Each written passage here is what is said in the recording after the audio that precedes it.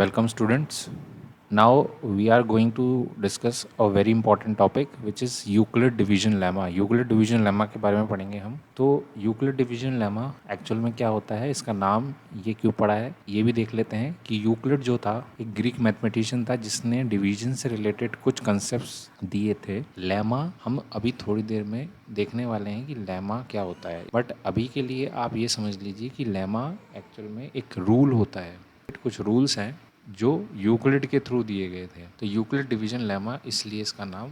अब देखते हैं इसका फॉर्मल स्टेटमेंट क्या है कि इसमें आखिर बोला क्या गया था। इसमें बोला गया था कि given positive integers a and b there exist whole numbers q and r satisfying a equal to B Q plus r greater than equal to 0 but less than b। यानी इसमें बोला गया था कि यदि हमारे पास दो पॉजिटिव इंटीजर्स है a एंड b और हम इन दो a एंड b में सिंपल डिवीजन परफॉर्म करते हैं तो उस केस में हमेशा दो होल नंबर्स एग्जिस्ट करेंगे q एंड r जो कि इन दो रिलेशंस को सेटिस्फाई करेंगे a equal to B Q plus r and r is greater than equal to 0 but less than b। इसको और अच्छे से समझने के लिए हम एक एग्जाम्पल ले लेते हैं।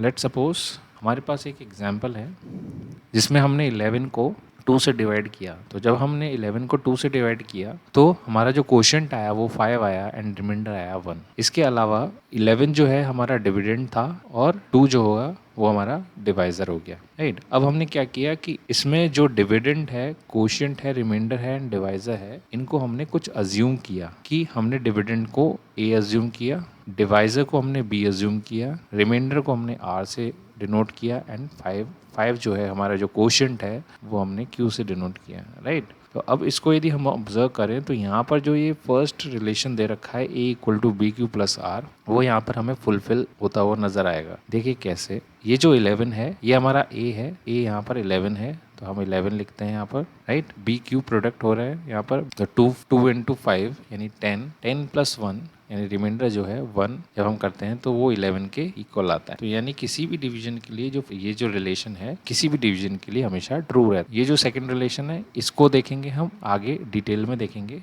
बट फिर भी हम ये समझते हैं कि यहाँ पर जो r is greater than equal to 0 है एंड लेस देन b है। इसका क्या मतलब है, यहाँ पर b हमारा डिवाइजर है, r जो है यहाँ पर इस 1 की बात हुई है यानी रिमाइंडर की बात हुई है। तो इसको ऑब्जर्व करें, r है ये कभी भी इस डिवाइजर से अपनी वैल्यू को ये कभी भी क्रॉस नहीं करता। रिमाइंडर या तो 0 हो सकता है, ये 0 से ग्रेटर जरूर हो सकता है, बट अपनी वैल्यू को कभी वो डिवाइजर की वैल्यू से क्रॉस नहीं करेगा। हम जो लेमा की बात कर रहे थे वो लेमा क्या है, a lemma is a proven statement used for proving another statement. Lemma एक प्रूवन स्टेटमेंट होता है जो अनदर स्टेटमेंट्स को प्रूव करने के काम आता है। ये जो हमें फॉर्मल स्टेटमेंट दिया था और डिटेल में इसको समझने की कोशिश करते हैं। तो मैंने यहाँ पर आपको इसको 3 पॉइंट्स में समराइज करने की कोशिश की है, तो देखते हैं वो 3 पॉइंट्स क्या है। फर्स्ट पॉइंट है, for any division dividend equal to divisor multiply quotient plus remainder, so a equal to B Q plus R. ये काफ़ी बच्चों को ये पता होगा ये पहले से, क्योंकि ये जो रिलेशन है ये किसी भी डिवीजन के लिए ये हम बहुत पहले से पढ़ते हुए आ रहे हैं। इसमें ये बताया गया है कि जो डिविडेंड होता है वो divisor multiply quotient plus remainder के इक्वल होता है, यानी किसी भी डिवीजन के लिए ये हमेशा ट्रू ही रहेगा। तो ये फर्स्ट स्टेटमेंट है यहाँ पर, जहाँ जैसा यहाँ पर भी बोला गया है कि a equal to B Q plus R, right. यहाँ पर ये एक तरह का रूल है, ये रूल है किसी भी डिवीजन के लिए, इसलिए यहाँ पर इसको यूक्लिड डिवीजन लेमा भी बोला गया है। अब देखते हैं सेकंड रूल। सेकंड रूल हो सकता है काफ़ी बच्चों को ये चीज़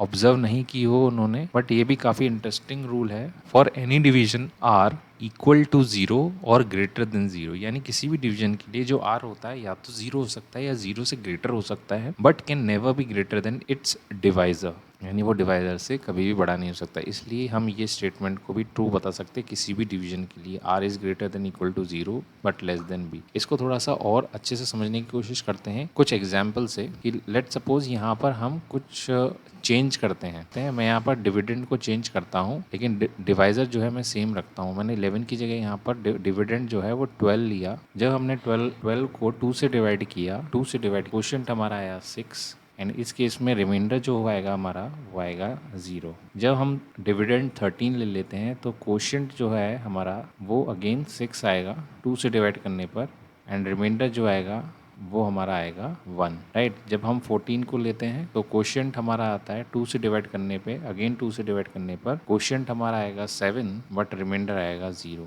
राइट। 15 लेने पर भी हम देख लेते हैं कि क्वोशिएंट जो है वो हमारा आएगा 7 बट रिमाइंडर आएगा 16 पे क्वोशिएंट 8 आएगा बट जो रिमाइंडर है हमारा वो 0 आएगा। 17 पे रिमाइंडर हमारा 1 हो जाएगा। 18 पे 0 हो जाएगा, फिर 19 पे फिर अगेन 1 आ जाएगा, 20 पे फिर 0 हो जाएगा। तो हमने यहाँ पर क्या ऑब्जर्व किया, हमने ये ऑब्जर्व किया कि जैसे जैसे हम डिविडेंड को चेंज कर रहे हैं बट यहाँ डिवाइजर को फिक्स रख रहे हैं तो रिमाइंडर में कुछ चेंज आ रहा है, रिमाइंडर में चेंज आ रहा है। और इस चेंज को हम थोड़ा सा और अच्छे से देखें, जो आर है वो 0101 के फॉर्मेट में चेंज हो रहा है। वो या तो 0 हो रहा है या तो 0 हो रहा है। इक्वल टू 0 का मतलब यही है, या तो वो 0 हो रहा है या 0 से बड़ा भी हो रहा है, 1 भी हो रहा है, 0 से ग्रेटर भी हो रहा है, but can never be greater than it's divisor. यानी वो अपने डिवाइज़र की वैल्यू से एक्सीड नहीं कर रहा। डिवाइज़र हमारा 2 है हर केस में, यहाँ पर देख सकते हैं आप, हर केस में हमने डिवाइज़र को 2 लिया है, तो वो आर की वैल्यू कभी भी 2 या 2 से ग्रेटर नहीं हो रही है। आप करते जाएंगे 2 से डिवाइड किसी भी नंबर को, तो आप देखेंगे कि कभी भी रिमाइंडर की वैल्यू 2 या 2 से ग्रेटर नहीं हो पाएगी, राइट। सो ये सेकंड पॉइंट का कुछ एक्सप्लेनेशन था कि आर किस तरह से वेरी करता है डिवाइज़र के अकॉर्डिंग, राइट। अब हम देखते हैं थर्ड रूल जो है, थर्ड रूल क्या कहता है। थर्ड रूल बहुत सिंपल सा रूल है, देखते हैं थर्ड रूल क्या है। For any division R and Q are unique. अब ये यूनिकनेस क्या है आर और क्यू की, इसको थोड़ा सा समझते हैं हम।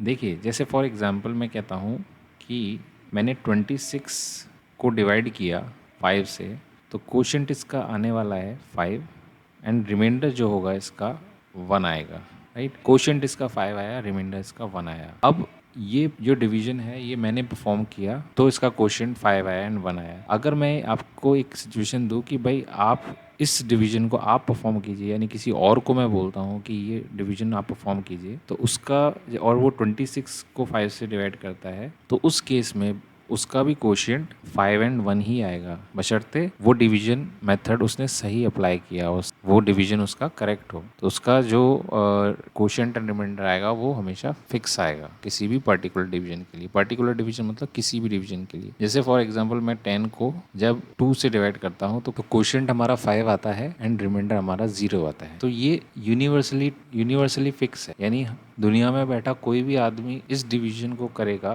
तो उसका क्वोशिएंट 5 एंड रिमाइंडर 0 ही आएगा। किसके लिए? जब 10 को 2 से डिवाइड किया जाएगा, यानी इस पर्टिकुलर डिवीजन के लिए क्वोशिएंट 5 और 0 फिक्स है। तो ये सिंपल सा एग्जांपल था जिसको आपको समझना है कि यूनिकनेस आर एंड क्यू की किसी भी पर्टिकुलर डिवीजन के लिए क्या होती है, राइट। आई होप आपको ये क्लियर हुआ होगा किसी भी सिंपल डिवीजन के लिए कौन कौन सी बातें हम बता सकते हैं। फर्स्ट जो चीज़ थी इसमें ये थी, डिविडेंड जो होता है वो डिवाइजर और क्वोशिएंट के प्रोडक्ट प्लस रिमाइंडर के इक्वल होता है।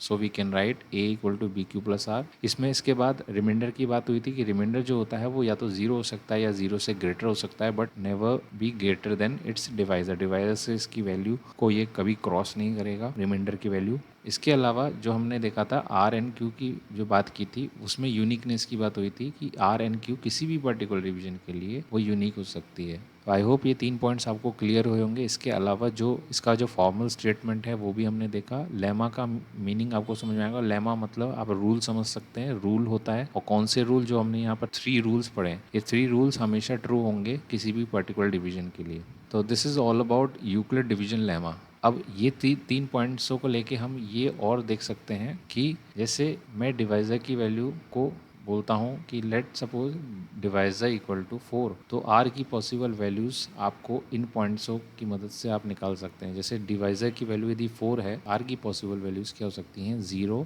1, 2 एंड, राइट। इसी तरह से डिवाइज़र की वैल्यू यदि 6 है तो आर की पॉसिबल वैल्यूज़ हम हमारे सेकेंड रूल से क्या बोल सकते हैं? 0, 1, 2, 3, 4, 5। अब यहाँ पर हम ये किस तरह से ले रहे हैं? बिकॉज या तो 0 होगी या 0 से बड़ी वैल्यूज़ होंगी, बट कभी भी 6 से वैल्यू क्रॉस नहीं होगी, यानी 5 पे हमेशा रुक जाएगी यदि डी की वैल्यू 6 है, डिवाइज़र की वैल्यू 6 है। जनरली यहाँ पर A equal to B Q plus R में यदि हम बात कर रहे हैं तो जो डिवाइज़र होगा हम बी से डिनोट करते हैं। तो ये चीज़ें आपको ध्यान में रखनी है, क्योंकि आगे आने वाले क्वेश्चंस में हमें इन चीज़ों का काफ़ी यूज़ होने वाला है, तो ये चीज़ें आनी चाहिए। आई होप आपको ये सब क्लियर हुआ होगा। मिलते हैं अब हमारे नेक्स्ट लेक्चर में, बने रहिए मेरे साथ। Thank you.